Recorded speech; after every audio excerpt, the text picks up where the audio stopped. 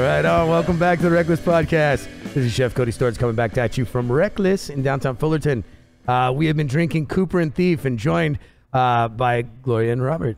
There we go. All right. Yes, and so now we went to the rant, and we really, I like that you brought these can make cocktails. And we had Eric, who you guys know was on one of our episodes before, make us something with both High West and your Cooper and Thief Red, which I'm pretty stoked on. New York Sour, not only that, but if those didn't catch a good enough buzz at 19 or whatever percent those were, we added a bunch of booze to it. Yeah, 16%, and then he just made us a beautiful like New York Sour with that rye High West whiskey and the Cooper and Thief bourbon red blend. Yeah, that's good. That's a little happy dance. Good.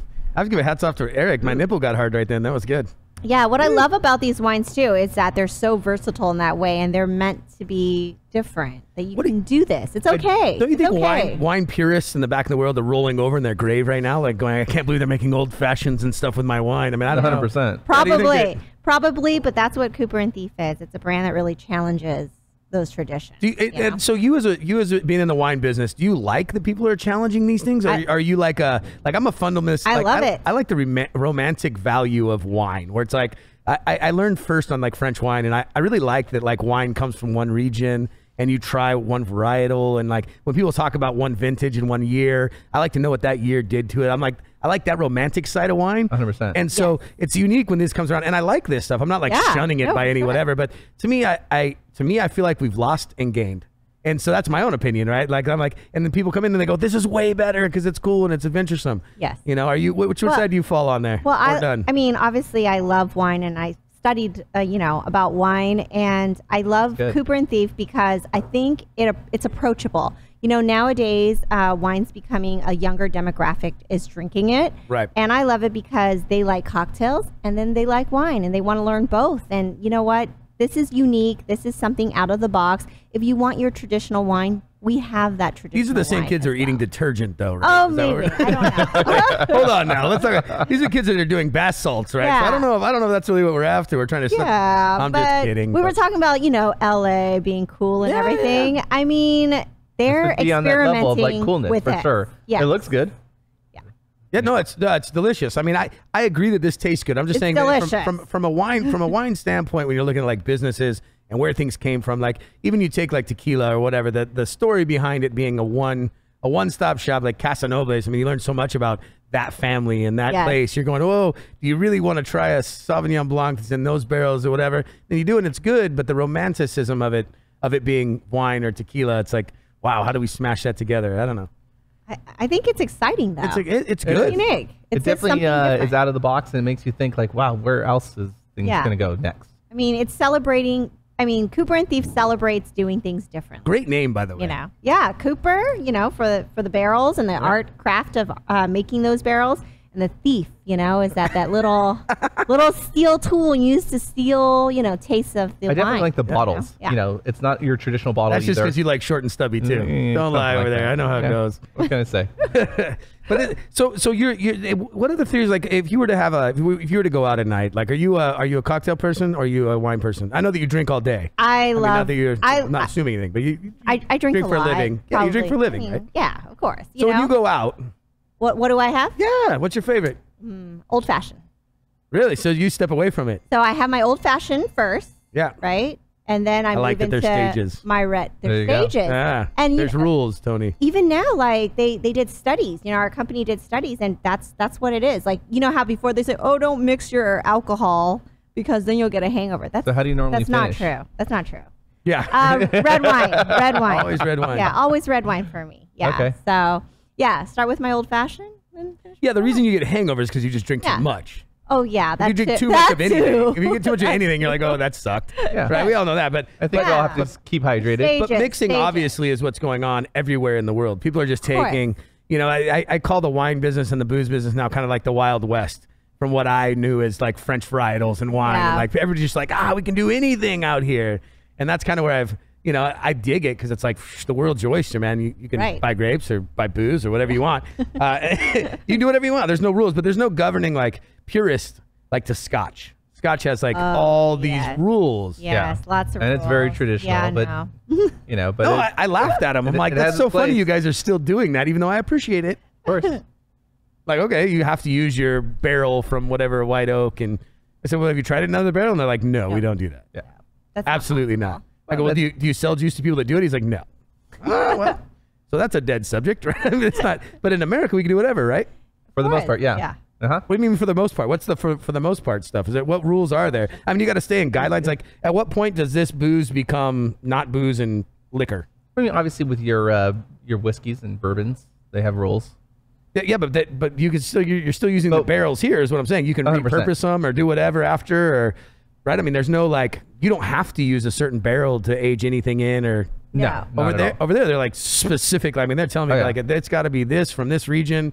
And they fly it over to Scotland and then use it. And I'm like, really? That seems a little loopy, but that's the rules. That's what makes it what it is. Well, for sure. We need the rules, though, you know. So what's the rule then? When does this like... So for this...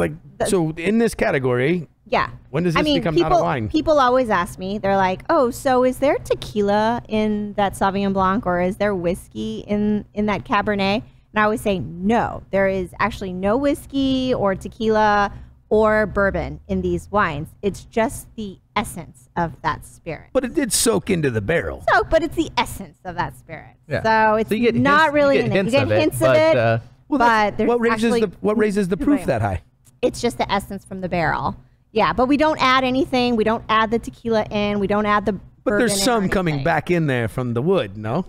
Perhaps, yeah. I mean, I get you're not blending it in there. Yeah, so that's what it's finishing with. Right. But I would say a lot of the barrels are close to being neutral. Yeah, because they've been soaked in there. I mean, it's been neutral barrel. I mean, we've used it for quite some time. Sure.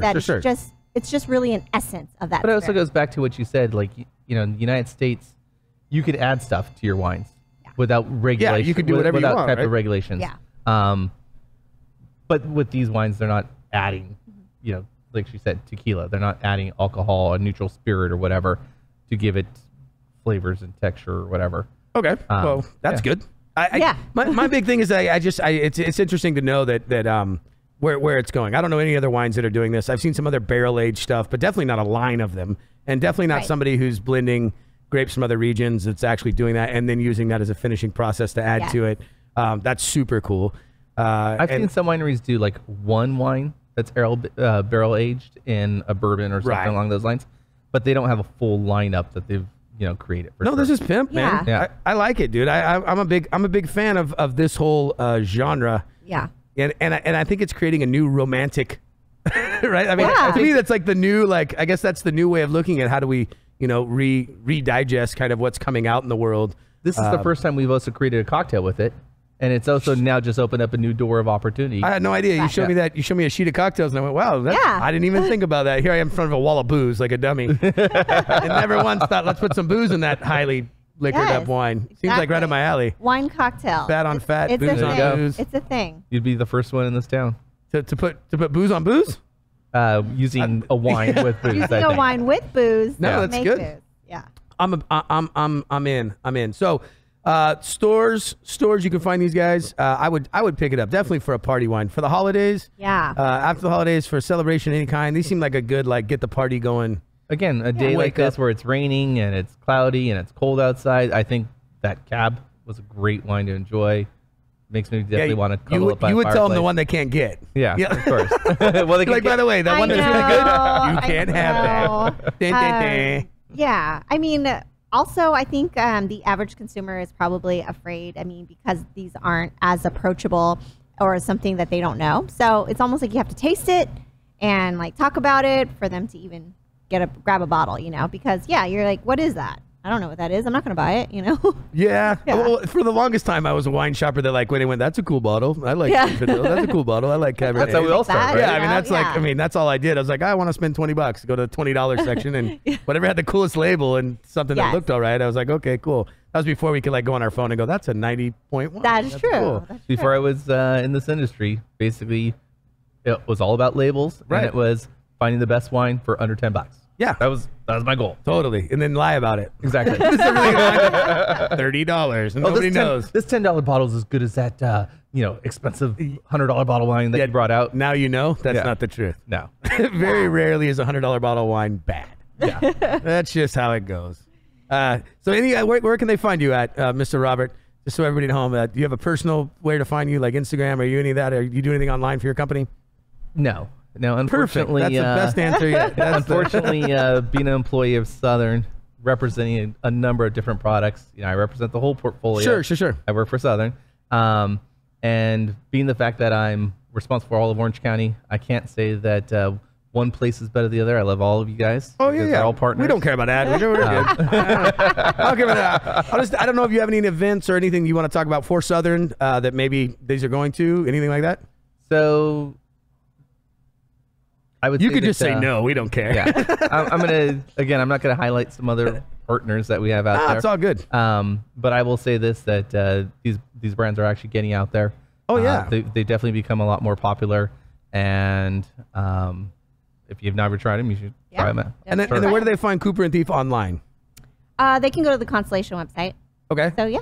Or they could just go, obviously, and do Google and search Cooper and Thief. Yeah. And right. Like Instagram, though. they actually do have, they have their own website and all that kind of stuff. The people eating the bath salts, watch exactly Instagram. That's how it goes. Instagram. Us do. Right. I know. That's right. Instagrammable. Yeah. So then you can, of course, find me here at Chef Cody Storts on Instagram and reckless.us. And we have this in-house, so come in.